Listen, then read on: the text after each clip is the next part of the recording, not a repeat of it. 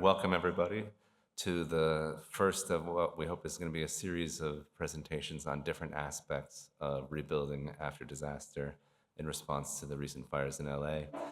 We were opportunistic about trying to get this first one in because we had a special guest in town from Australia who has done some work in this area, and the experience that they've had with massive fires and response to those fires from a policy scale on down to building materials and very specific interventions is a little ahead of the curve that we have. It's like a bad curve to be on at any stage, but one where their experience hopefully is something that we can learn from and see something about how we might better strategize our own response to the fires that have hit our city recently. So this is the first event of the Resilient Futures Task Force. I'm Erik Ghenoiu. I head the task force, and I teach history and theory and run the research department here at SCI-Arc. And I'd like to welcome our guests. In person, we have At.Mathew Aitchison, the CEO of Building 4.0 CRC, which is the largest building sector research center in Australia, and which is really focuses on kind of this kind of innovation, prefabrication, questions of logistics and technology, all up and down the line, all of the kind of questions about how to modernize the way building happens today. And Professor Mel Dodd, who's the Dean of Art, Design, and Architecture at Monash University, who worked with Matthew and CRC on a major project involving rebuilding after wildfires. And so first, Matthew's going to say just a few words, then we're going to hand it over to Mel, who will present a little bit of what they found during the study that they carried out there. And then we'll do a conversation amongst the three of us, and then invite some questions from those who are here. And welcome to everyone here, and welcome to everyone who's on the live stream now. We'll also be posting the recording in case it's useful for homeowners, architects, contractors, policymakers, anyone who might want to see a little bit about how a very similar problem has been dealt with in a different location. Matthew, welcome.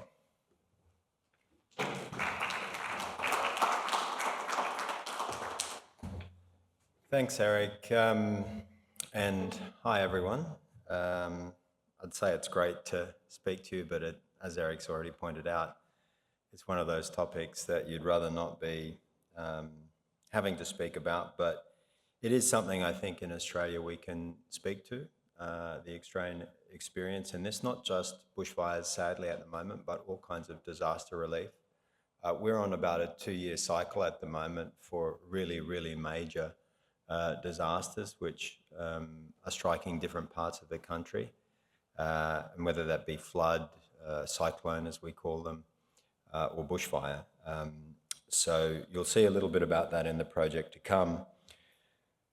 I want to just set the scene before handing over to Mel, who is the real star of this project, who led this project, to just set the scene a little bit more about Australia. It is the most bushfire-prone country in the world, and as a result, it's not surprising that we have developed some policy and techniques to deal with this issue. I won't say fully successfully, but they may be instructive in some way for the experiences of people here in LA.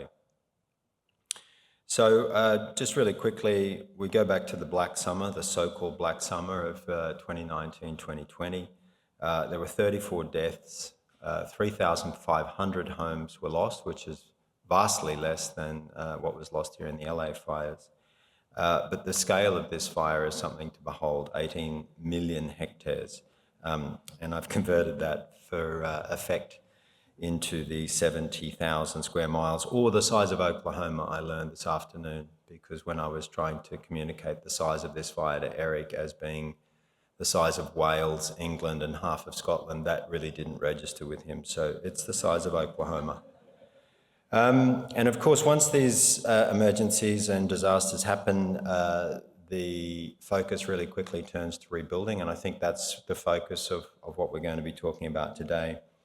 And in Australia, this has really led to a knee-jerk reaction something that's happened many, many times, so I feel like giving it a name. And what happens in some of these emergencies is that governments and industry and private citizens reach for what I call the prefab lever, meaning we need a quick response, we need an immediate response, let's reach for that thing that we've all heard of that we think is going to have some impact on this problem. And in the Australian context, why wouldn't you do that? Because prefab has been a kind of part of our national history from the mid-1850s, 1900s right through to the 1950s and continuing on, much like the west coast of the USA. The issue, though, with this approach is that at the other end of that lever, that metaphorical lever, is not much attached. There are a few operations similar to here on the west coast of the US that are appropriate, but it is very, very far from being a coherent answer or response to the issues that people have. And so what happened was, way back in 2020, just as we were getting going in our CRC, we were approached by a government agency called the Advanced Manufacturing Growth Centre, and they said, we're under a lot of pressure and we would really appreciate some work on how prefabrication or industrialized building, as we prefer to refer to it, could be of some use in helping bushfire recovery after those massive fires. So my first reaction was, yes, of course we will do that. We're a national centre set up to solve problems and advise government and private industry. Of course we will help, but please, please, please, can we not do it as the normal way of doing it, which would be to create some kind of puff piece for the industry to say, this industry can solve all of our problems in one fell swoop and all we need to do is flip the switch. Can we do it in a more nuanced way? Can we do it in a more synthetic way? Can we take all of the factors into consideration and run this as a proper project? To which they kindly agreed. And it was at that point that we engaged with Mel to take over this project and lead this project, and she will talk at great length about that. Before I go on to hand over to Mel, there's a couple of other things I just want to mention. A little bit about our organisation and why it got asked to help solve this problem and what we do. It's quite unique. I know that you don't have anything of this nature in the USA. You have obviously many great research centres and many great research institutions, but a government-funded system that brings research, industry, and government together to solve really big problems is something that I'm not so aware of here in the States. The main kind of work we do are these big collaborative projects like the one that Mel's going to talk to you about today, but we also do things called lighthouse projects, which are physical demonstrations. And we still have the hope that the work that Mel has done will eventually result in one of those so-called lighthouse projects. The research work we do falls across four main areas, which are not particularly surprising to anyone who does building innovation or building research per se. Industrialization, that is making buildings more like manufacturing. Digitalization, I don't need to tell anyone at SCI-Arc about. Sustainability, and of course, people practices and culture. So across those four different streams, we've now done 73 projects, which are either complete or have begun.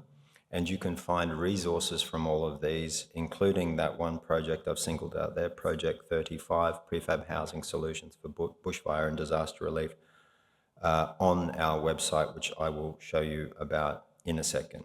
And that's the way it appears.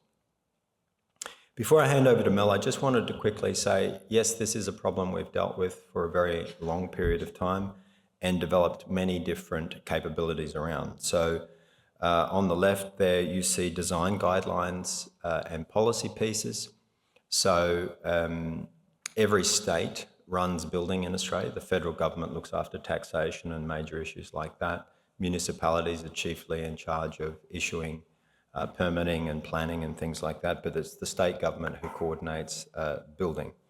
So Queensland State Government, New South Wales State Government and Victorian State Government, they're the three eastern states that one could say are perhaps the most prone to bushfire. Each of those has guidelines which you can freely download. And finally, we have a national construction code, and that has a section devoted to the issues that you're going to need to be dealing with here.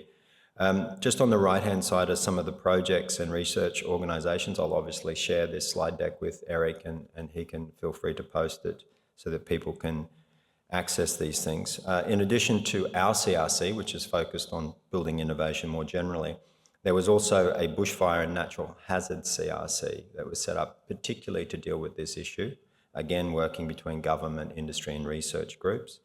The CSIRO is our National Science Academy or organisation. They have resources on bushfires as well. And of course, Project 35 that Mel is going to talk to you about. And just to give you a flavour, not to go into it in any depth, but just to give you a flavour for what is in some of these design guidelines so that you can get a feel for the type of thing that you'll find there.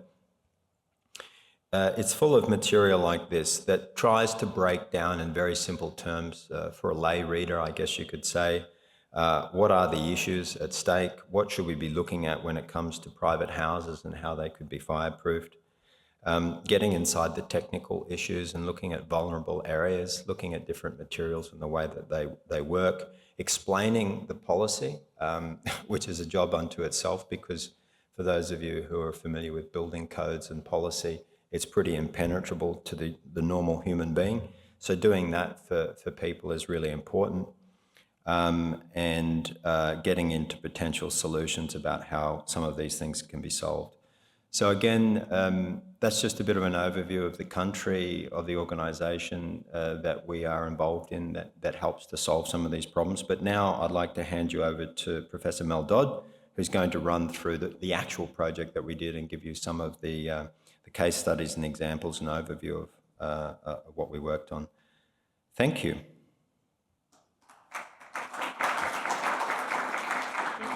I'm in the disembodied state of being in tomorrow, and I'm coming back to yesterday. So thank you very much, and just shout if there's some problem in communications. But yeah, I'm going to talk a little bit more about the project that Matthew's introduced, and just to caveat the kind words about me and the project, I think one thing to say is the project was obviously a host of people. So we had a team of, I think, around 8 to 10 sitting across the two universities that were part of the CRC, Monash, our own university in Melbourne, the client, if you like, Advanced Manufacturing Growth Centre, and obviously the wider CRC. So, and the other thing to say is just to introduce myself. Obviously, I'm a Dean of Architecture and Art Design and Architecture at Monash, but I'm also come to this issue from a particular direction. So as a coordinator of and sort of lead on the, I don't profess to be an expert on the technical aspects of bushfire or wildfire and construction. I come from a socially engaged and participatory practice background. And so my engagement in bushfire has really emerged through recent major projects, this and others around, including some funded by philanthropy post-bushfire, around climate adaptation more broadly and social resilience and its intersection with spatial infrastructure. So I think that's a good place to sort of talk about this, because it's relevant to this project, which I would say is one that looks at the broader issues and systemic complexity of recovery after bushfire, rather than simply architectural or built solutions to those recoveries. And I won't go over, Matthew's already done a quick intro, but we are a very bushfire prone nation, partly because our natural vegetation, sclerophyll eucalypt forest, requires bushfire to propagate. And so bushfire is a part of our landscape, as are high temperatures, and we're also subject to climate change as well. And just to help you understand, as the corner of this topic that we looked at, we localised down to New South Wales and Victoria, the largely most damaged states in the 2019 and 2020 bushfires. And the red areas here are the bushfire affected areas that were quoted. So you can see that they're sort of a major strip of landscape along the eastern seaboard.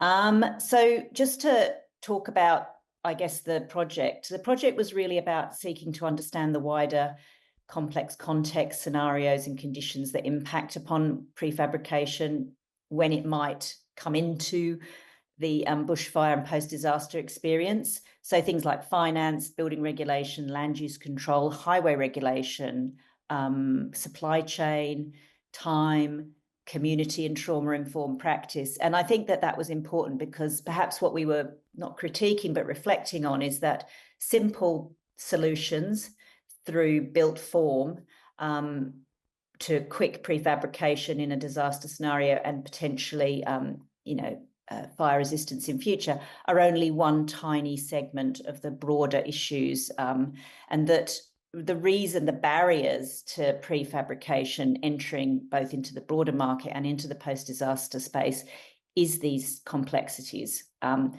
so that's really the system of how recovery happens, which is unbelievably complicated and which Australia's been sort of engaging in for the last 4 to 5 years. So those are some important things to say. That means it sets the context of the study firmly in this idea of recovery, which I think is particularly pertinent to your context. It doesn't happen quickly. We are not yet recovered. Only 44% of homes have been rebuilt post the 1920 bushfires. So recovery is really important, and the stages of recovery are there's social recovery and also infrastructural recovery, and those intersect in complex ways. And in particular, the recovery takes time, and those periods of time from the emergency and evacuation context to the short-term housing solutions to the return to stable housing stretch for years. And this is the thing that our states and territories, NGOs and agencies have been struggling to deal with, I would say also in the context of a housing crisis. So yeah, those are the sort of aspects. I would say the project I'm going to talk about has got a limitation in the sense we mainly looked at owner-occupier tenures, which is quite an easy thing to look at actually. But I will mention on finishing a subsequent project we're just starting, which is broadening that out to all forms of tenure. So I'm going to just run you quickly through a few highlights, I think, of the project to just help you understand. So one of the aspects that we looked at was really a case study analysis and a sort of archive of prefabrication in relationship to bushfire and disaster, as well as prefabrication that might be appropriate. So we had a series of classifications. The first one was prefabricated short-term housing, so what we might call pods or emergency pods, and how they have been traditionally deployed. We focused on Australia, but we went a bit more broad as well. So, for example, and that archive, if you like, or study really looked at the sort of vital statistics of a series of case study options. One of these, for example, was deployed in the 1919-20 bushfires. So this is the bushfire recovery module for BRV that Victoria devised, really just a porta cabin, let's say, nothing special. But we went through each of these. This is another version. This is the Minderoo Foundation, which is a largely mining-related philanthropic organisation. I think you can see why they might be developing these pods, the Minderoo pods. They look very much like mining, what we call in Australia dongers, a beautiful name which refers to basically accommodation near mines. So I think, you get everything from something that's trying to be a little bit more homely, but ultimately a porta cabin, through to something that's pretty much a container. And these are the sorts of things that have been deployed in Australia before. We also looked in the second category at prefabricated housing that was bushfire resistant. I'll talk a bit more about what that means in a moment, but these sorts of examples that are literally marketed and products that relate to ratings and so forth. And we looked at some of those examples in terms of their performance in bushfire. So this is a Modscape product that has then been damaged by bushfire in the Wye River post erection.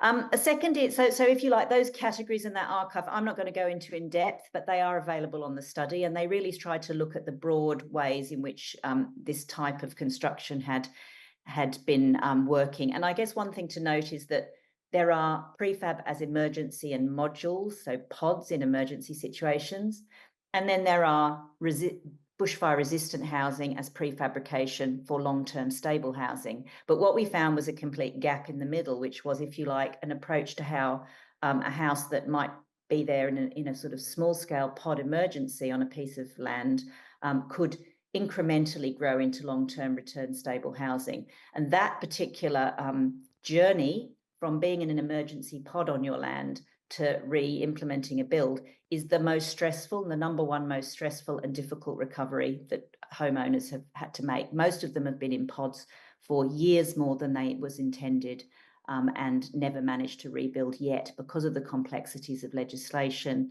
cost, insurance, and so on. So this idea of how the journey of recovery for infrastructure can happen is sort of the subject of the response of the study.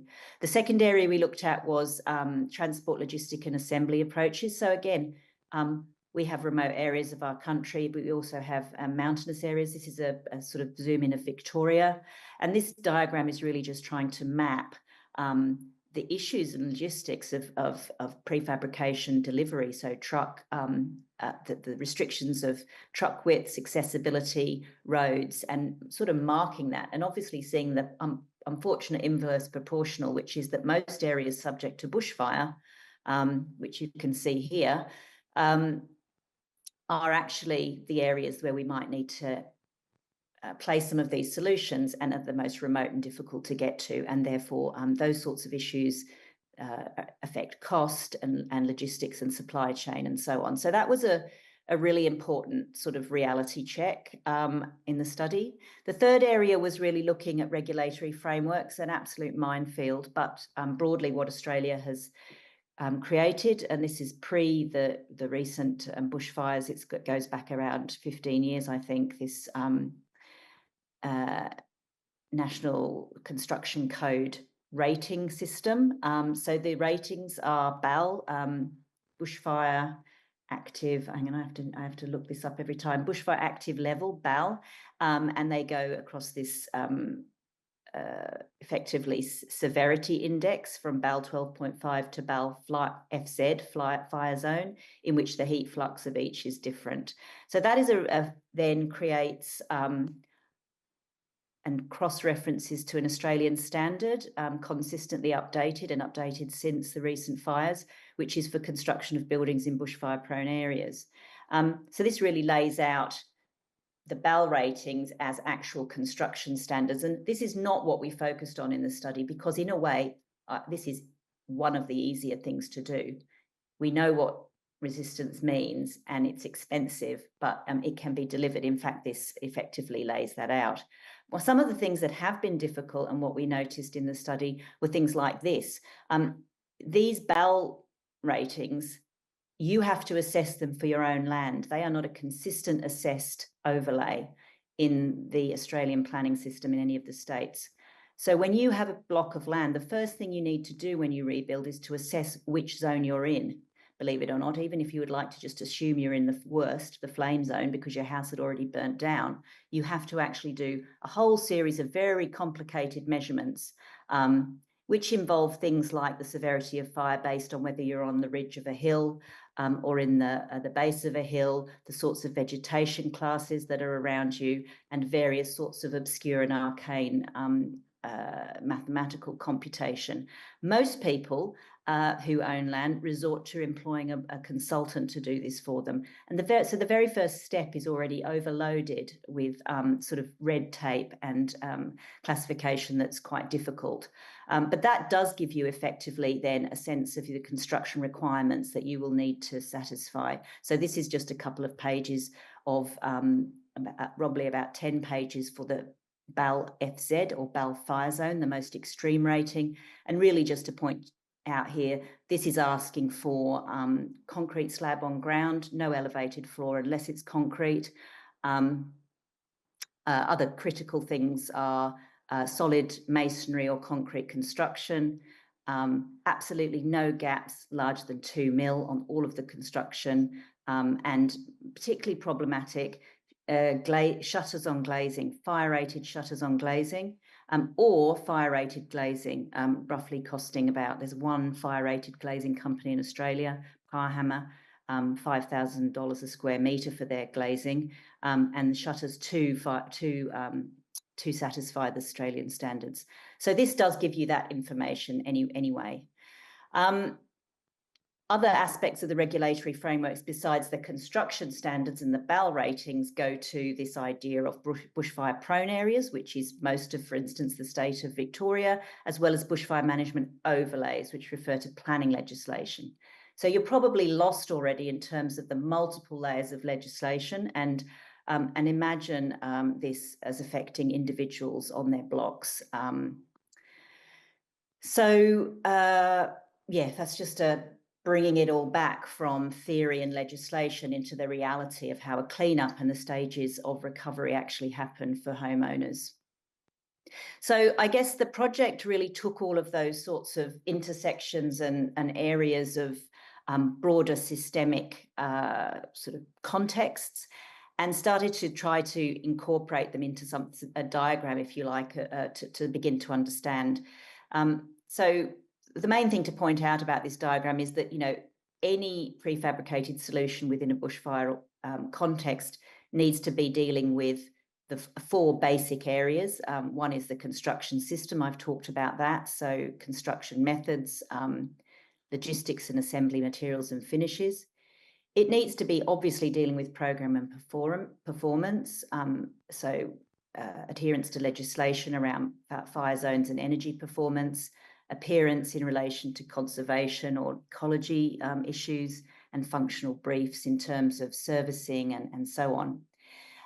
It also, though, needs to deal with these other complex things, site implementation. So staging, the stages by which someone can afford to rebuild, which may not be in one step. The level to which somebody wants to have a participate in that staging, meaning to have choices about a prefab solution. And the final area is context. And again, this is absolutely huge, but relates to market constraints, all of the overlays, of course, but also the procurement processes that are tripped up in prefabricated forms of procurement against the more traditional forms of procurement, because those don't fit within state and territory frameworks. So around the outside, I guess, is pulling out some of those really important aspects that any prefabricated solution would need to consider in relation to bushfire and disaster. And I guess just the overarching objective here is to be absolutely realistic about how those contexts are critical to any solution. And without them, the solution is probably just a cosmetic sort of idea. And to caveat, our project is actually a sort of a design concept that responds to this through one particular lens. It's not a trialed or prototype concept, and that would be a second stage. So I just want to caveat that as well. But our concept really then took this idea of recovery over time quite seriously, and the dimensions of recovery over time, and looked at the idea that we needed a prefabricated approach that was staged and that could deal with recovery over 5 years. So that would include, for example, in these scenario drawings, the immediate post-fire disaster scenario, followed by a cleanup, so the clearance of the site, the initial assessment of what can go back on the site, because this is where aspects of BAL ratings might tell you that you needed to be in one or other area of your site related to existing vegetation. So an assessment, and then the initial putting down of, let's say, an emergency pod. And we're looking here at 1 to 3 months that this might happen. So it's not immediate. And probably the first stage, people would be in either very short-term evacuation and or friends or family scenarios. So that aspect of very short-term, you are probably in that zone, is not something this study looks at. It looks at the short-term to 5 year. It then would look at pods being delivered to site, and we'll talk about the pod in a minute. It's not rocket science, I have to say. It's mainly related to all of those contexts and around access on delivery vehicles and to remote areas, and a very simple and cost economic solution. But the point about it is that it can be put up in stages. So the pod options allow you to then incrementally add pods as you have both, let's call it insurance payouts or access to funding and or access and time to start to grow out. So from 1 to 3 months, that can become a larger house, eventually restoring, I guess, the sort of scale of home that you started with. So the point of this ideogram is just to point out that there is a total gap in this understanding of incremental recovery, and that how that might link to social resilience and social recovery, and producing a sort of concept that can facilitate that. There are some also ideas that this solution could then be added to through traditional means of construction, because many of the bushfire affected areas in Australia are remote and regional. Supply chain and prefabrication may, after the initial restoration, not be appropriate, and people might want to extend properties using traditional modes of construction. So that's really the sort of, it's, as I said, it's not rocket science, but it sets up an idea that I think was a really important one. The actual constructional sort of a module of this solution is based on a 2.4 interval footing and bearer system. It was actually designed for BAL 40, not BAL fire zone. And from recent research, I know that's probably should have been BAL fire zone to be the most flexible. So you'll see this is on bearers, and typically, although metal bearers are possible, it would have to have a concrete sort of floor structure. This has not got that. So it's a simple module. The 2.4 by 4.8 can be on very regular truck sizes, so it doesn't require any additional cost for carriage, but put together. It's forming a very simple 4.8 metre by 4.8 by 4.8 metre living module for an emergency module with a loft sleeping area. That can then be added to with bathroom and kitchen modules as needed. And I'm not going to go through this in detail because I'll run way over. Elevationally, again, according to code, but with a level of flexibility for choice, including openings. And finally, the way that those individual pods might incrementally build up to house plans that allow maximum choice, that allow areas of, sort of linear, U-shaped, L-shaped, or other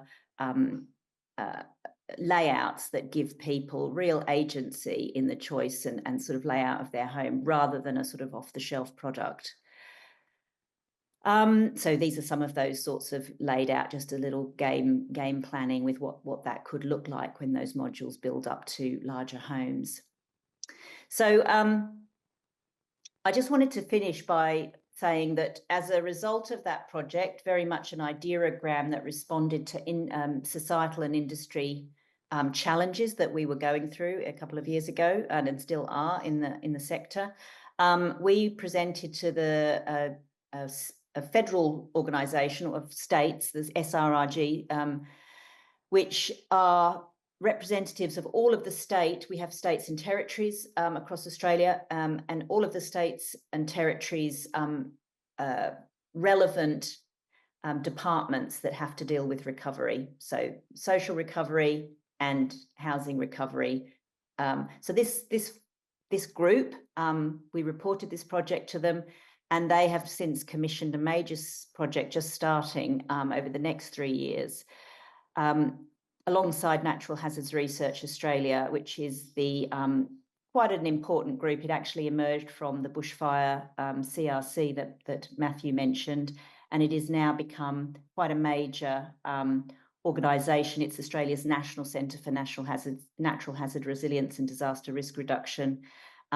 It was founded by the Australian government, and so it is effectively the main research organisation. So it's commissioned in association with the states this next study. And the next study, I think, really delves even deeper. It doesn't necessarily, it goes backwards a bit in the sense it doesn't come up with perhaps what number 35, the previous project, might be a prototype solution to test with industry and with states' legislation requirements. We still intend to do that. This study looks more broadly and down one level into this idea of how temporary and emergency accommodation can transition into stable housing, because that is the place that the states are in at the moment. Just to explain that a bit more, they have this categorization on the left here are the sorts of accommodation solutions that the states are finding they're working with from government facilities. These include quarantine centres from COVID that are now repurposed as emergency facilities. They include existing commercial accommodation like caravan parks and motels. They include community housing options, private rentals and so on. So the states are dealing with, for all people who are exposed to disasters, a range of ways of rehousing and over time. And that is what we're really deep diving into against this idea of the context of different sorts of disasters. So that's what this matrix really talks about, is we'll be looking at case studies. And some of the case studies that we're looking at in each state go beyond bushfire. They go also to flood. And they look at some of the ways in which, for example, that the Minderoo pods are a solution that ended up being ineffective because people were left in pods for too long, that those are inhumane, they don't deal with trauma-affected sort of repercussions. And so we're really going to be studying the way in which some of these solutions, not always prefabricated, have failed and or not offered the best outcomes. And we're also going to be looking at remote and regional communities that are Indigenous, because this is terribly important. I mean, broadly, this study looks at the vulnerable aspects of people within society. That is not homeowners, so renters and others. So particularly Indigenous communities have been subject to really problematic removal of country, to evacuation centres as solutions. And we're looking at how those are not and are effective. We're also looking at places where things might have worked. So emergency villages that were erected for, say, 6 months that then were de-erected, and quickly states were moving people out. So I guess this is much broader and looks at social recovery and the actual messy emergency management issues that Australian states are dealing with. And they really want some best practice outcomes from this. So the case studies will create a whole series of scenarios of what you need to prepare for post-disaster. And that's not just housing, but the trajectory from short-term emergency into longer-term recovery. And will probably include a whole range of different demographics, socio-cultural types, and so on. So I think I'm not going to talk about those, but just to say that these are the case studies that we'll be looking at, and you can see how diverse they are and how they also deal with many sorts of disaster. So I am going to stop there, I think.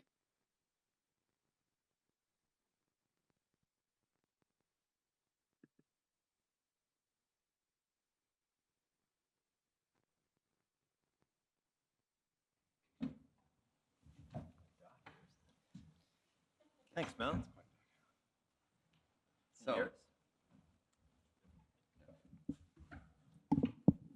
Thank you. Can you hear us, Mel? Yes. All right. So as we kind of survey the situation that's happening for us now here,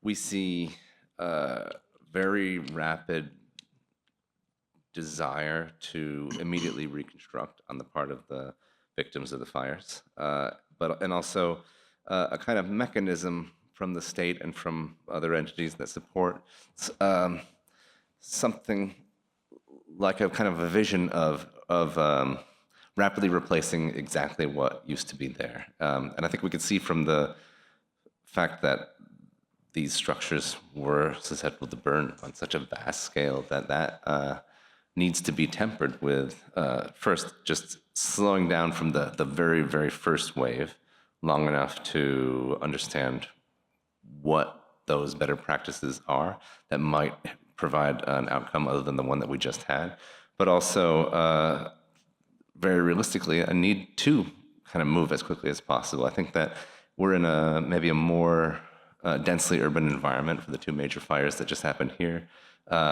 where there's probably a great deal more both money, but also kind of other kinds of support that might facilitate trying to begin faster. But I think that we haven't yet really faced the realistic kind of timeline that it's going to take to build so much urban fabric back again. So I was wondering, first of all, to ask you guys, there's a kind of a vastness of a rural experience versus a very specifically urban one, but there's also a question of speed of response and timeline. Like, is there something that you were able to learn from these studies about the attempts to move very, very quickly and how that kind of came against the realities of what it would take to actually reconstruct? I'm looking at you, Mel. I can jump in quickly and then, Matthew can follow up. I think timeline is the sort of big takeaway. I mean, I guess in some ways, inverse to what you're talking about, perhaps Australia's context of bushfire and experiences had led it to increasingly legislate construction and planning in that area. So actually, it was almost the opposite, that Australia wasn't moving very speedily at all, certainly not on permanent rebuilding, because of changing regulatory sort of concerns and anxieties around, you know, how far you were from vegetation. So major sort of planning and land ownership issues, like should people even be here anymore? Is this a place that, and by the way, not all of the areas in Australia are remote and regional. There are several case studies that sit on the edges of cities. We've got three in that new study, and some of them are in sort of what you'd call regional towns and so on. So I think it's almost the experience of bushfire has led to the sense. So the timeline is stretched because people are unable to rebuild because the red tape has become so significant. What Australia's then had to deal with is how its own responsibilities to social recovery and communities can operate more effectively than just than getting, you know, simple sort of caravans out for people to live in for something like 3 years while they try to work their way through the red tape. So if my sense is it's slightly different in that respect. There was no hurry. In fact, the problem was a slowness. What there was a real slowness as well was that those prototypes I showed you, the bushfire recovery unit in Victoria, for example, not very many were deployed. They didn't have a stockpile of those things, and so not everyone got one that wanted one. So for a start, those were rarer. And as I said, people were living in them for something like 2 or 3 years. So the slowness has been the issue and prolonged the trauma of the communities who suffered in Australia, I think. But it strikes me, Mel, and you know, this might be a thesis to test with both of you, that it's partly about expectation setting. If expectations are set such that everyone thinks they'll be back living in a conventional house within a year, then you're only building disappointment. Whereas if, you know, given your figures there, Mel, 45% are back in housing after 5 years in Australia, a wealthy, developed country like Australia. If expectations had been set that from the get-go with government and with private residents, that it would take at least 3 years, if not longer, to get back in those houses, then different decisions would be made, perhaps more methodically and patiently than were made. And the kind of hyperventilation that occurred in government and other well-meaning groups, probably including ourselves in the early days, were not warranted in that way. So I don't know, are you experiencing the same thing at the moment, Erik? I know we didn't mention that at the beginning, but for those of you who don't know, Erik's lost his house in the fires. Is that occurring? I think that there's a kind of idea on the part of the victims of the fire that if they organize quickly enough, if they're smart and they get in line fast enough, if they get on whatever solutions come into their attention right now, that they might be able to go faster, that they might have it done in a year, they might have it done even sooner.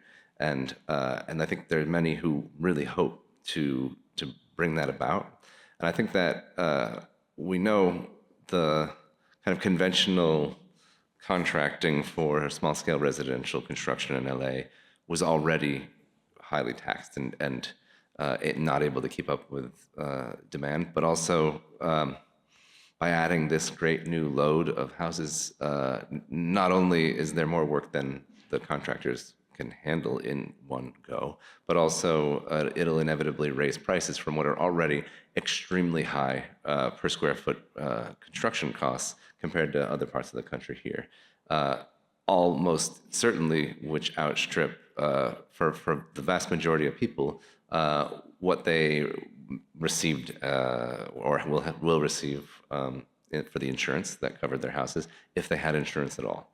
And so that kind of reconciliation of the fact that we don't have a mechanism that can produce this many houses so fast, it isn't actually like available on the ground, is something that is maybe a hard lesson, but I think it also is an opportunity to say, how do we mix different production methods, including prefabrication, but also conventional construction, together to create a kind of multi-part response. And for this, I would point to something like the pod solution, where you could begin construction with a pod that you would then extend out and add on to, maybe with additional pods, maybe with the conventional construction, where you could, like for some people, being able to start with a space in which that they could live in while they continue to build back the rest of the house might be a meaningful solution.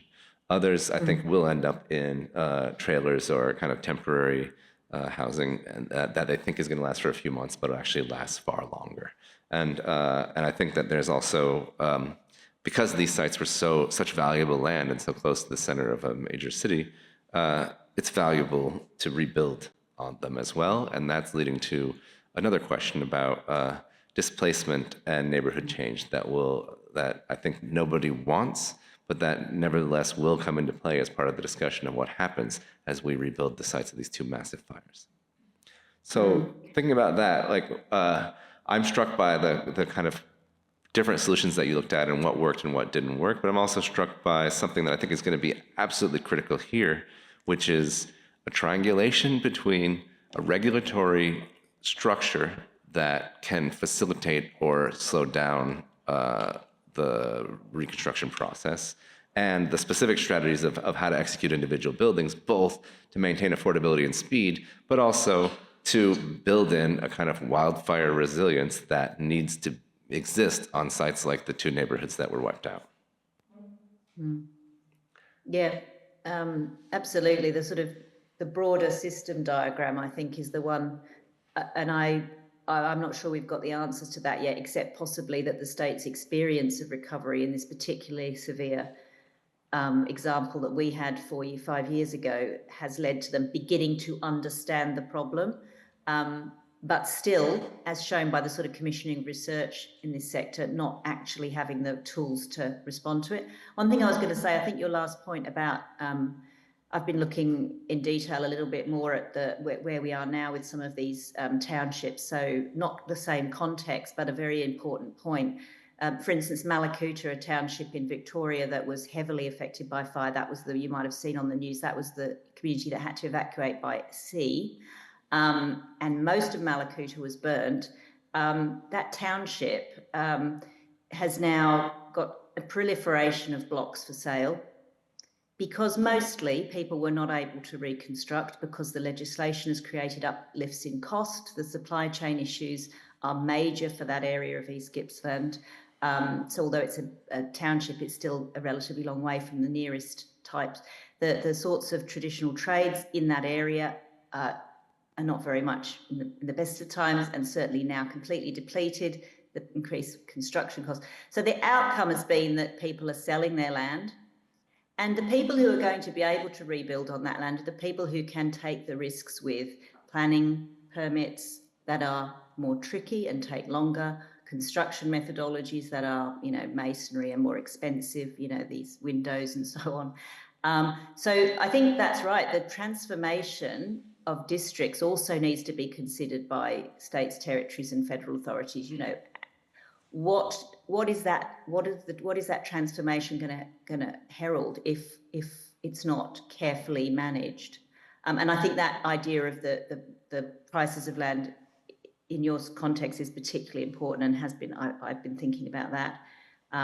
But it also does bring up this large. I'm not really answering your question, Erik, but it does bring up this larger problem that in many places the costs, they're either exorbitant, or they actually perhaps those areas might have to be rezoned. So some areas of another study in New South Wales that we looked at, state government had already rezoned land to be non-residential because of the risks that they were subject to through their emergency management services and expectations that they couldn't service because they were unable to save people. Now that again is not, well, it's a question. How does government respond to its own safety obligations and so on? I also just want to say that for me, the real strength in the work that Mel and the team have done is in understanding that this is really a really complex socio-technical system, like that is recovery. And one of the things that we can do in that knee-jerk response is think that it's only a design or a building problem. And much more importantly, what Mel's work shows is that all of the skills we have as designers can actually help in mapping that complexity and providing people who are in a very distressed situation with clarity around really key decisions that they need to make, providing them advice, and in some senses even facilitating appropriate solution sets. And I think that's the final point I would make on that one as well, is that there's not likely to be one solution. And I think that that's a kind of obvious thing to say. And yet, when we find ourselves working in government, it's a very common reaction that people think there will be the solution or the way we're going to do this. There'll be many different ways to deal with it, depending on who's affected and what their particular issue is. And I love that one of those final slides that Mel showed there's actually just 7 channels at the moment for dealing with these issues, you know, whether there be an emergency fleet of buildings or renting privately or whatever it is, but there's actually just 7, and you've got to find yourself within that 7. Mm-hmm. And I think the help that we as designers can offer in this environment is really mapping that complexity and providing a solution set. I think that's a huge issue right now, and maybe one that we have the forefront of our minds here at an architecture school. That, if we could solve the problem of the capacity to produce all these houses, if we could solve the cleanup and the speed of production necessity, we'd still be up against the red tape issue. Like, this is a urban area where it takes an extremely long time to go from the conceptualization design of a house into actually being able to build it. That, like, it can take a very long time to go through that full review process. And though there's been movements to streamline review in both the county for the Eaton fire and in the city of LA for the Palisades, that is a question of degree and will still leave a vast series of clearances and review processes in place that will still need to be satisfied. And so I think, like, everyone who's rebuilding, I think there needs to be many different scales and many different strategies put in place, but that the possibility of bringing in an architect to help you navigate this and find a kind of ways forward, probably many different ways forward, many different timelines, is absolutely critical, because it will possibly be the only thing that allows you to move faster at all. But it's also going to be the way to optimize limited resources to bring them to bear on actually getting the housing rebuilt eventually. So other than that, I would say one of the other lessons that we take from this is about strategies of resistance in the buildings as well. And how do we build in, first, in these huge zones, these neighborhoods that burned, how do we build back in a way that's much less likely to burn? But these are only 2 neighborhoods on a very long wilderness urban interface edge. And so they're like, what could we look at as kind of policy moves that we might advocate for as architects to set in motion the creation of better practices? It's not like we didn't have some. We have guidelines. We have the fire department's police clearances of like how you clear land around structures and keep vegetation away. We had lists of recommendations of best practices. In my neighborhood, my little block, we had annual meetings, and we brought in experts to advise us all on how to make our houses better protected.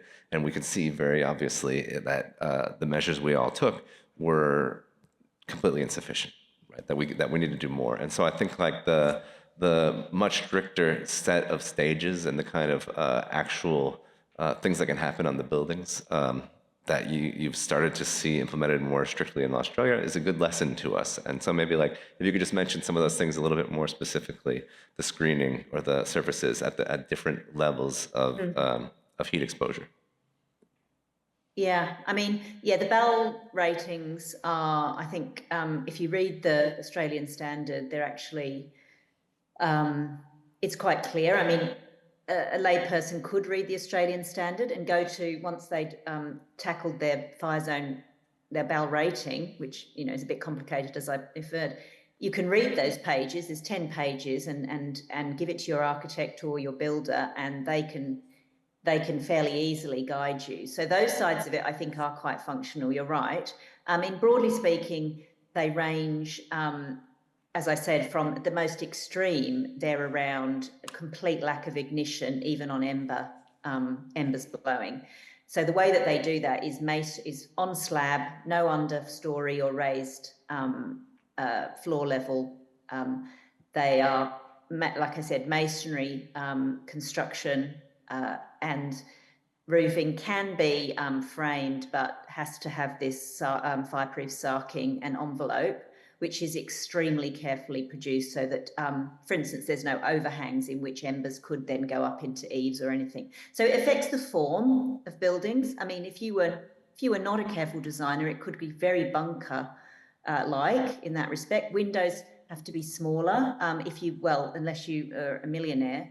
I mean, one reference I had recently to somebody saying that the window package using those single, the glazing system that is AS 3959 compliant, the only one in Australia, 5,000 per square metre, the window package was 250,000 on a building of 750,000.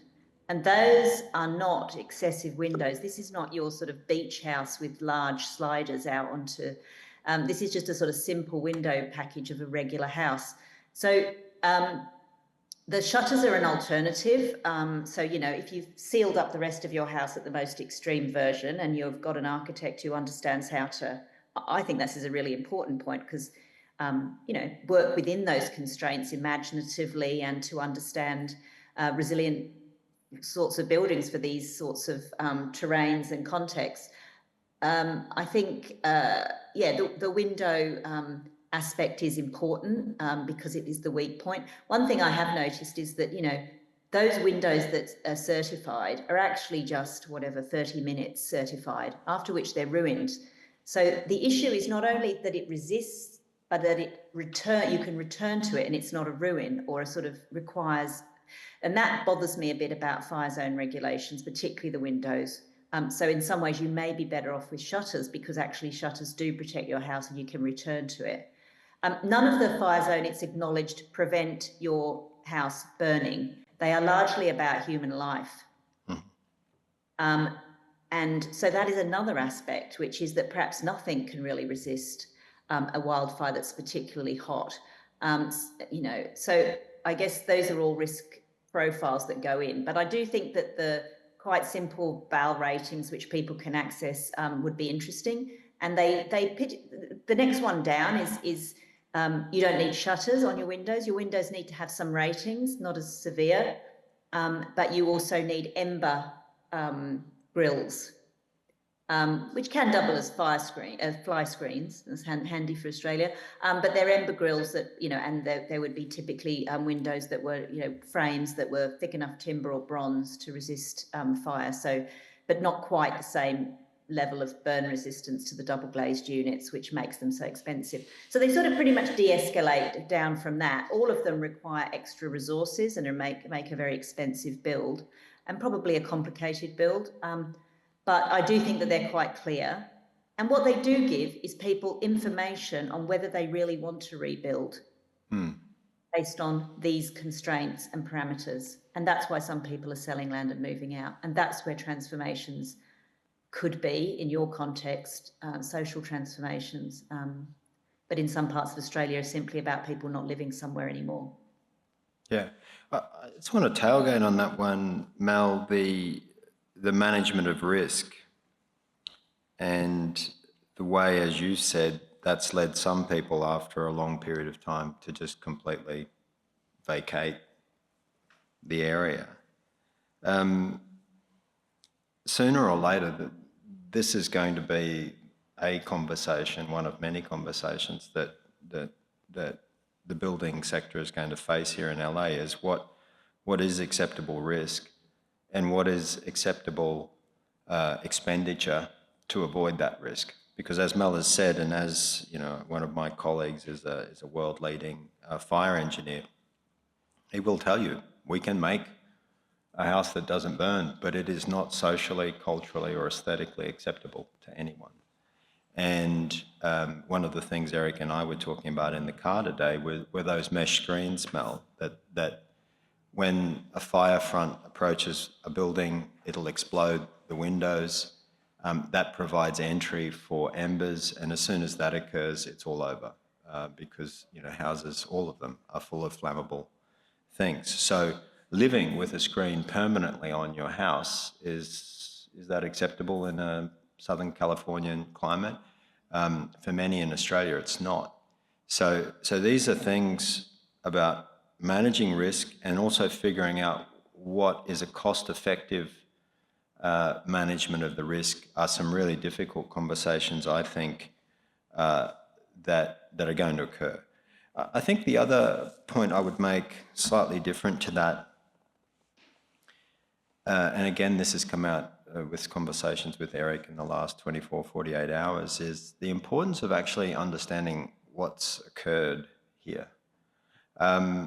When I first heard that there were what we call bushfires, wildfires here, I thought of a rolling fire front that had sort of engulfed houses. But when you have winds and the type of fire that you've had here that blew very deep into established areas, it begins to look more like an urban fire that's probably more akin with the fire of London and Tokyo and others like that than it is this sort of wild edge.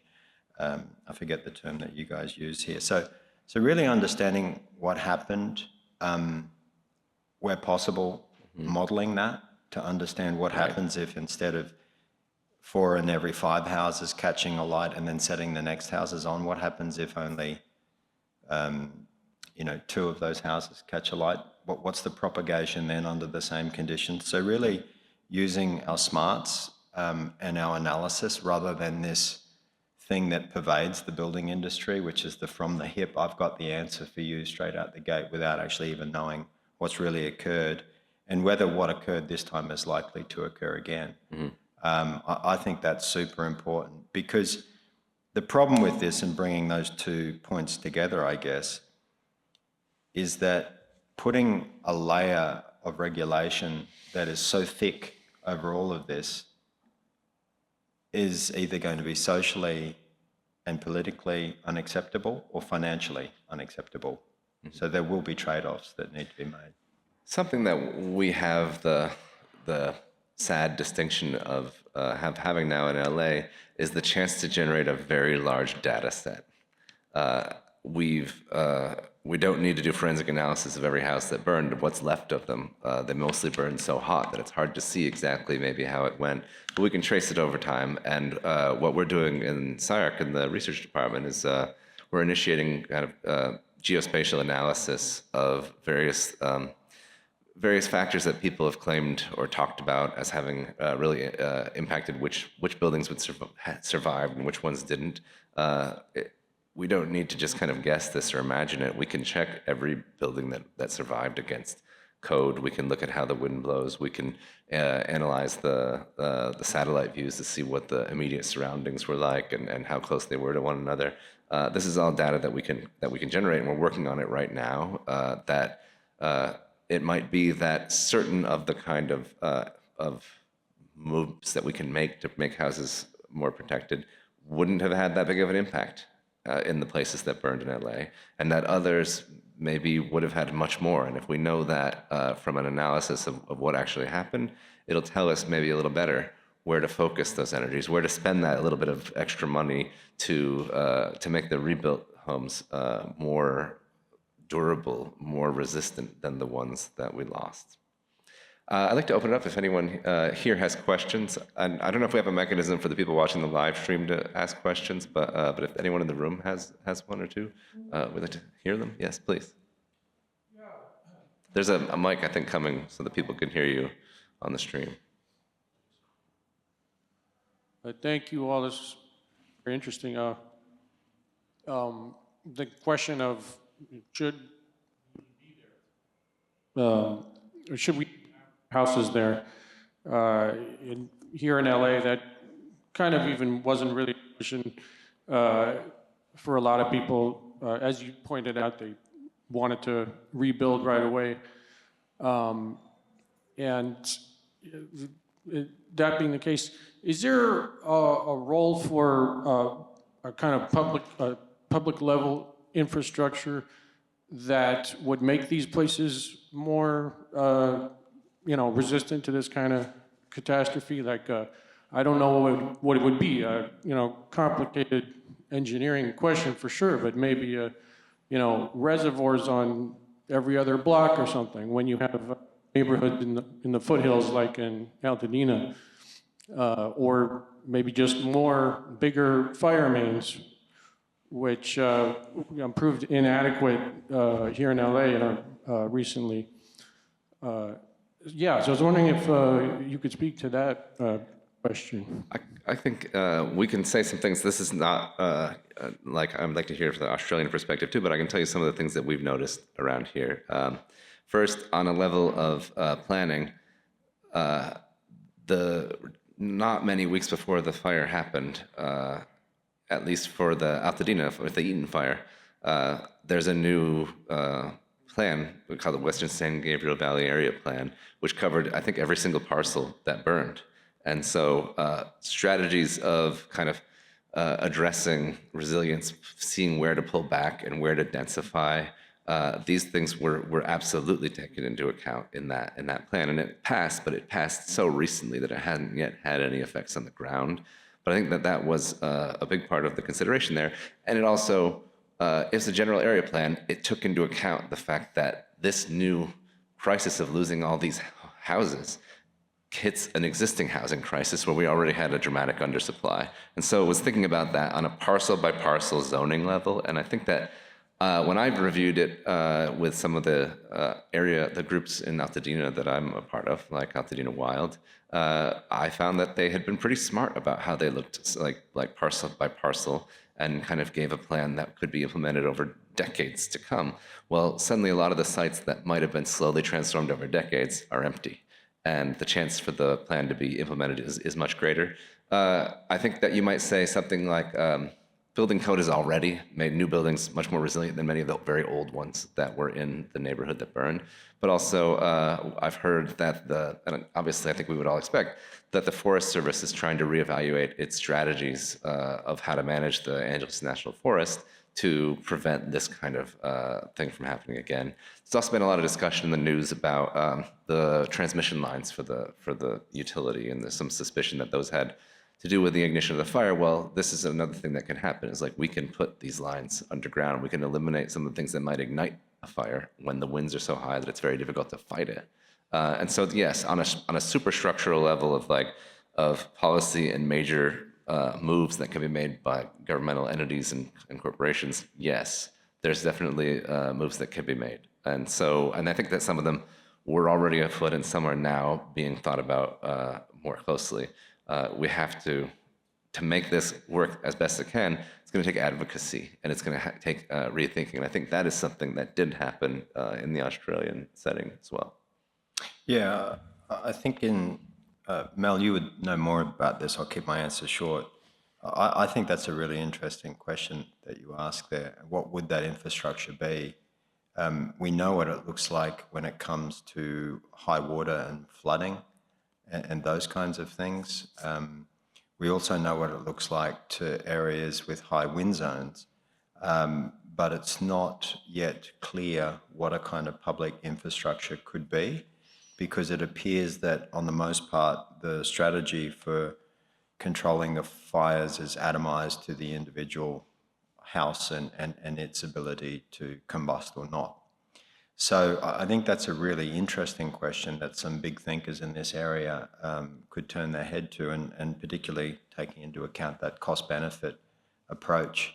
Mel, are you aware of any big infrastructure approaches? Well, I mean, I guess what's come into my head over the last couple of years in this space is the unfortunate. This is not a helpful point.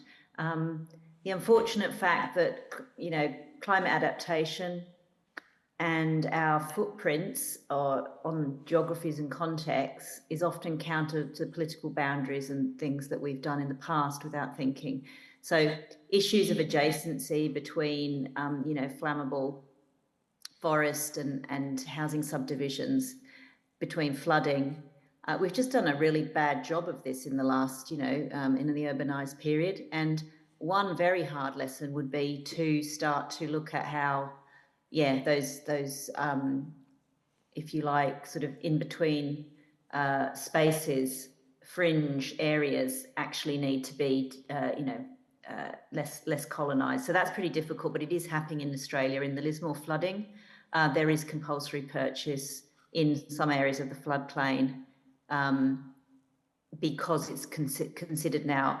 And what's particularly frustrating is that, as we all know, cheap housing is often built in floodplains to this day by mass housing providers. So that's not useful, but it goes to my second point, I guess, which is that, the logic with fire, I think, is, as you say, ember attack.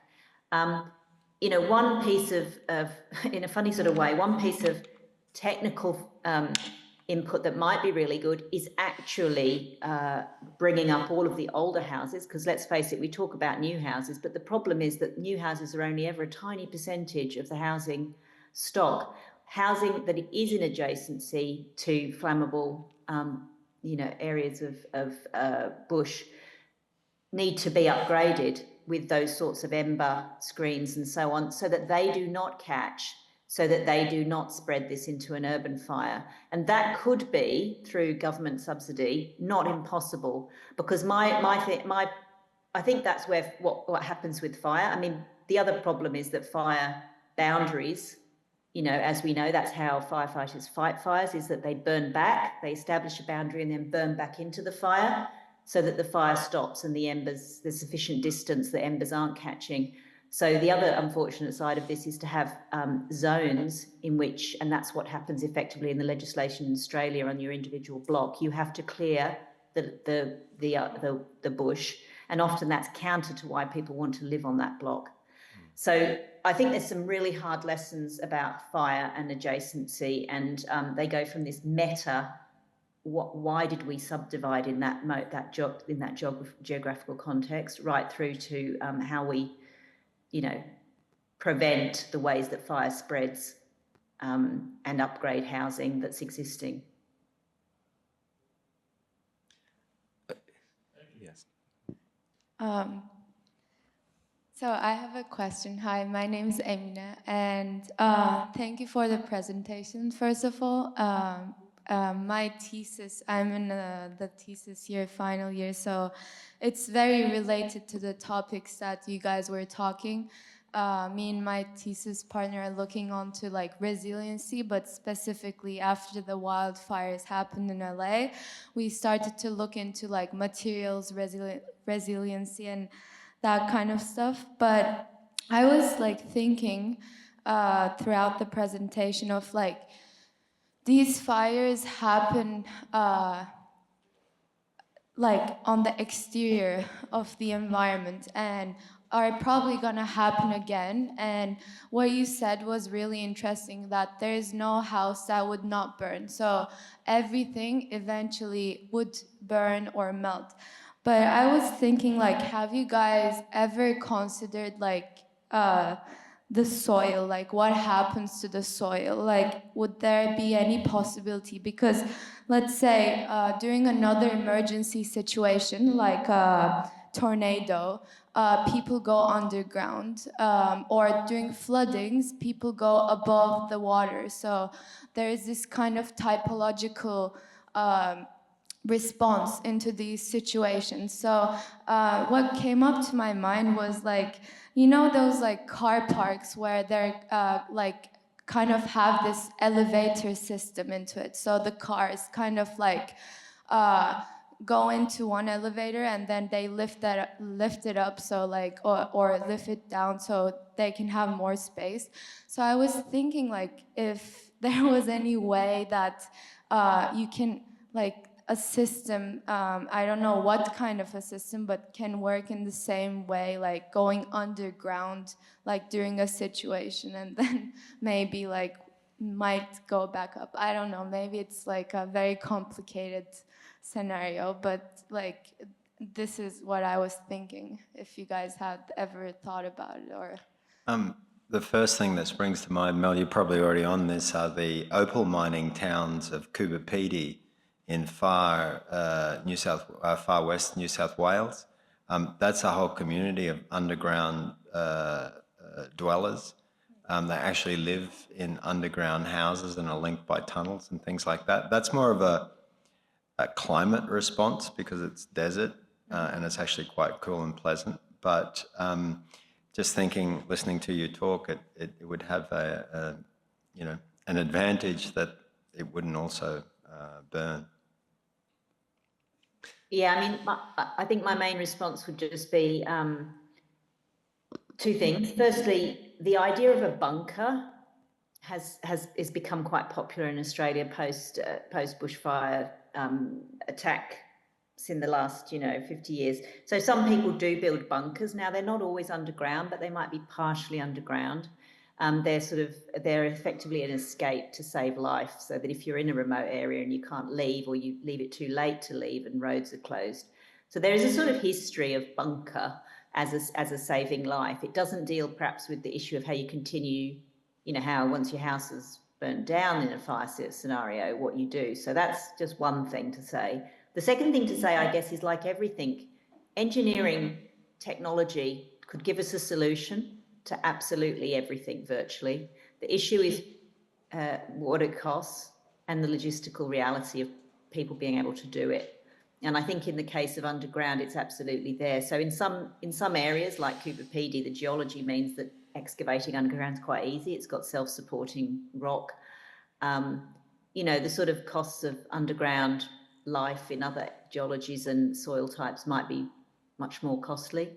And then there's the social and cultural aspects of living underground. So I think it just sits within a spectrum, like possibly, and I think it probably is very easy to seal a underground dwelling from fire going over the top. The issue of whether it would be a viable en masse take-up solution is another thing, but as an option, interesting to explore. Thank you. I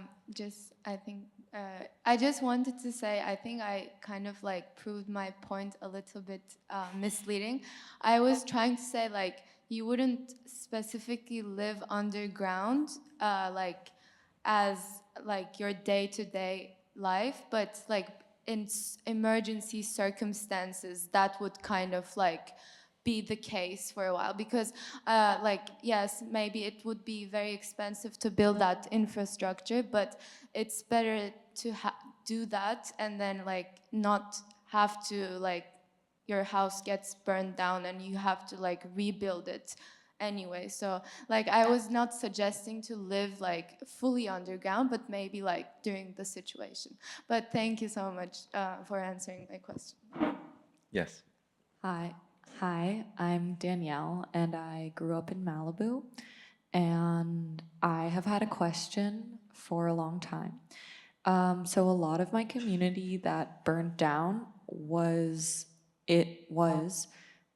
technically like illegal and grandfathered into the code, like our communities on Carbon Beach and in some parts of Topanga. And so I'm wondering if there's any case studies in Australia that can speak to whether or not the government is more likely to change the code to allow for some sort of community there, or if it's more likely that these lands will become, as you were saying, people will no longer be allowed to live there.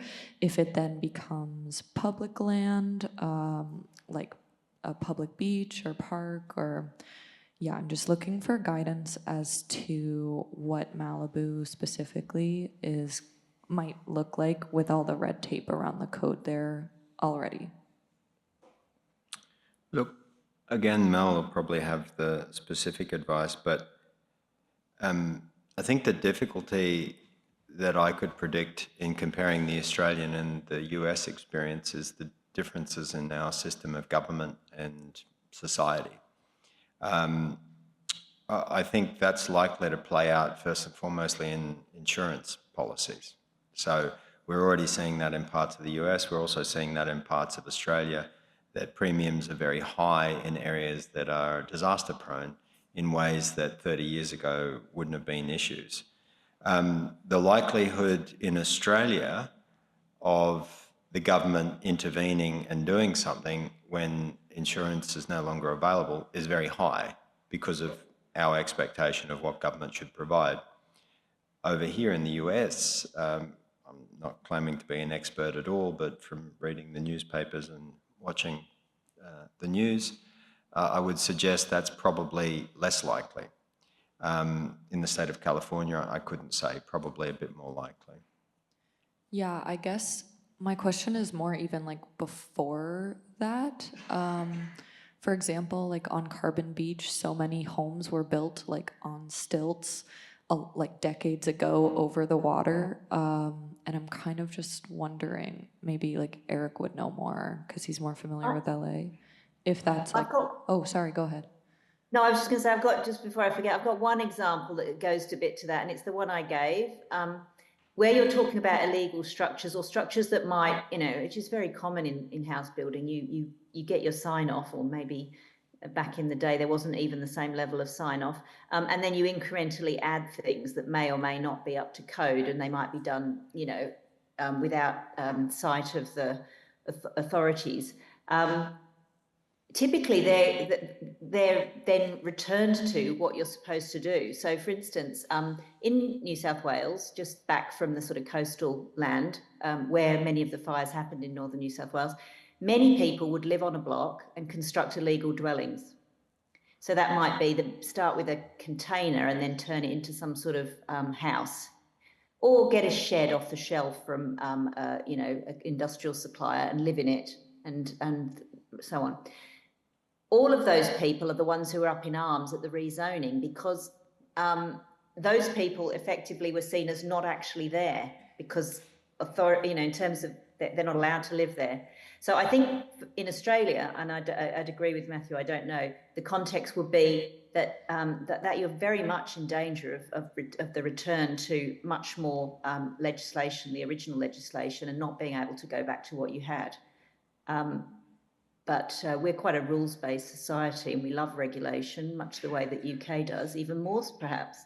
And that's the way it works here. But I do think that it's balanced across this issue of how the states and territories actually defend and protect human life, and where they feel there's blocks where they would never have allowed you to build a dwelling because they can't save you, and then you have built a dwelling anyway, you're going to be returned to not being able to build. And if you build illegally, then they're not going to be able to save you because they can't get fire trucks there, they can't protect that bushland and so on. So, I mean, it's a different context, but it maybe some comparison. I think in the LA context, just to be kind of clear, something that we've been saying in different ways is there's the risk of danger of being in the wall of fire as it moves across the landscape, and that's very difficult to build against. And then there's the risk of danger from embers flying on the wind. And the vast majority of structures that burned in both the fires in LA were embers flying on the wind. And that's actually much more possible and affordable to kind of protect against. But it requires that you don't leave lots of buildings that are still susceptible there. We didn't know, there hadn't been a precedent to tell us that we needed to police this so much further into the built fabric than where the fires had historically hit in places like Altadena. But I think that practices of looking at existing structure, I mean, for a couple of years, the biggest concern is how do we rebuild these two neighborhoods in a better way?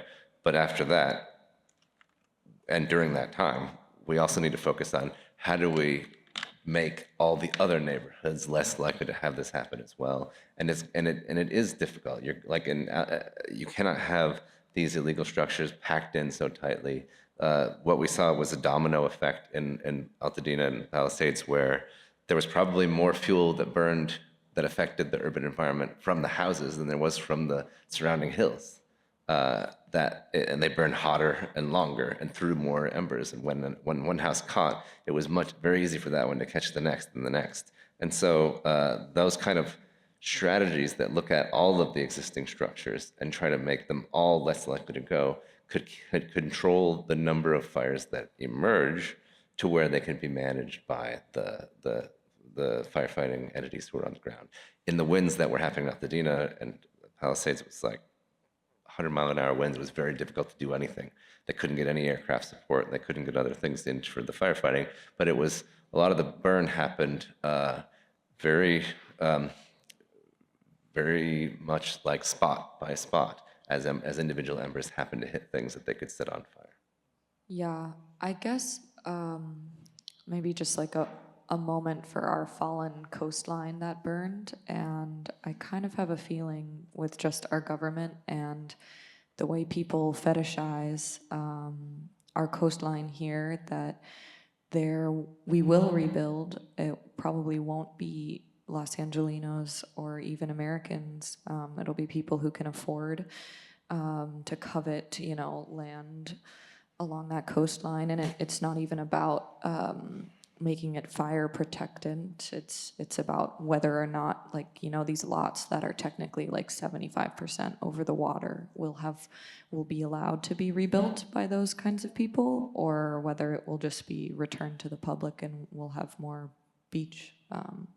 So yeah, I guess I will be continuing to ask this question and see how things unveil themselves. Yeah. So thank you. Thank you. I think the coastline is one thing, and thinking about who gets to stay and who gets to rebuild is going to be huge for all of us here in the coming couple of years. But I think maybe to go back to an earlier question, that there's something about whether it's appropriate to be in the hills at all. I think what we can see in the kind of climate of the areas that burned is, it's not, if we can retreat from the edge, we're still, all of the built environment is in an area that's going to be like fire prone. It's wherever you build the edge is going to be the edge that's in danger. We at the very edge, I lived further towards the edge, and my block, there were 15 houses on our little street, and 5 of them survived, which was a far higher rate than many of the blocks of the town.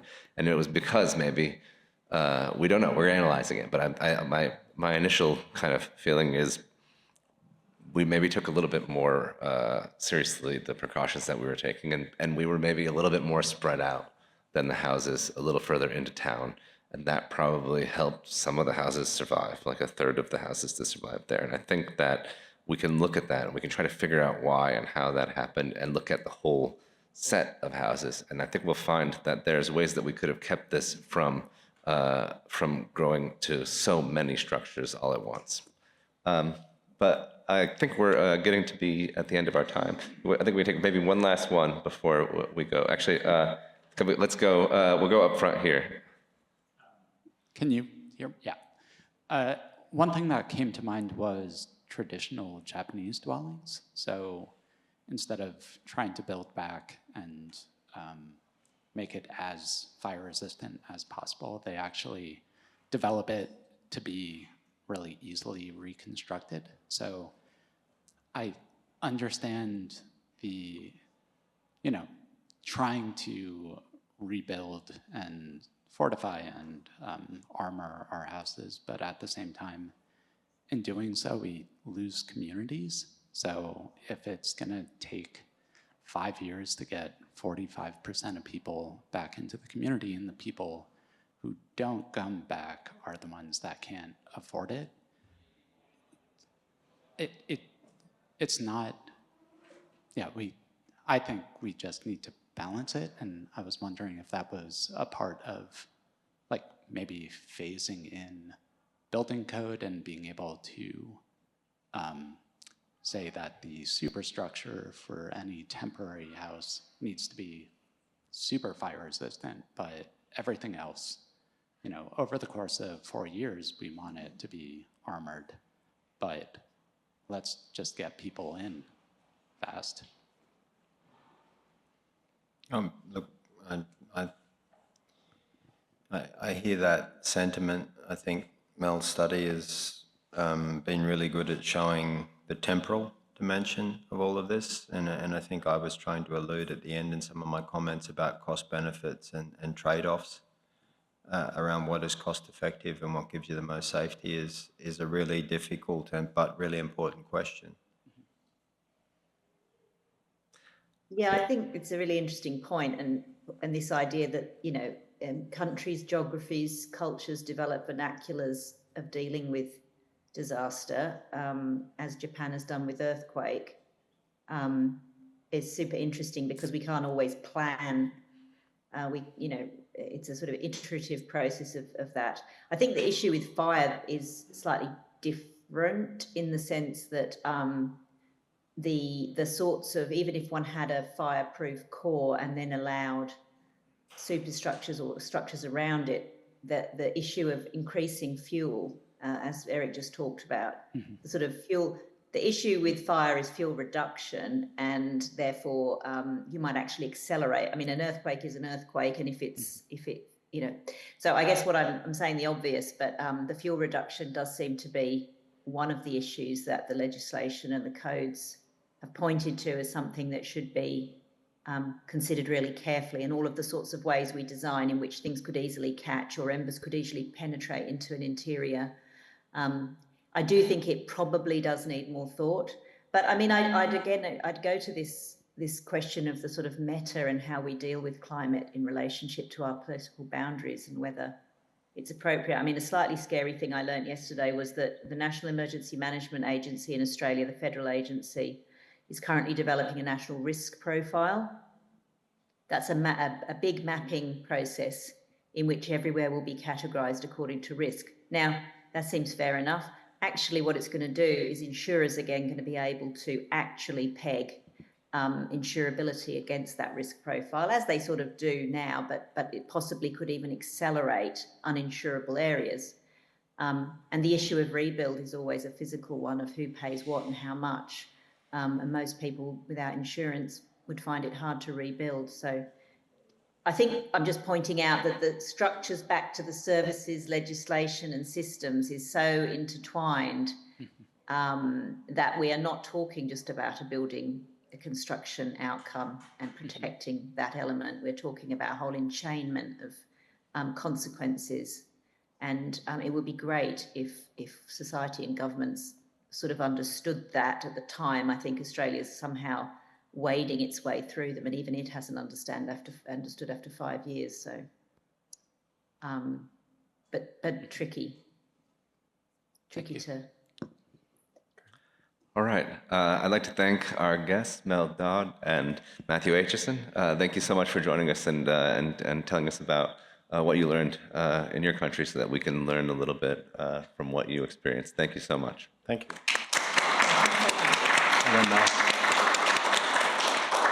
And thanks for everyone who could join in person and those who are watching the live stream. We really appreciate the questions, and this is just the first conversation of many.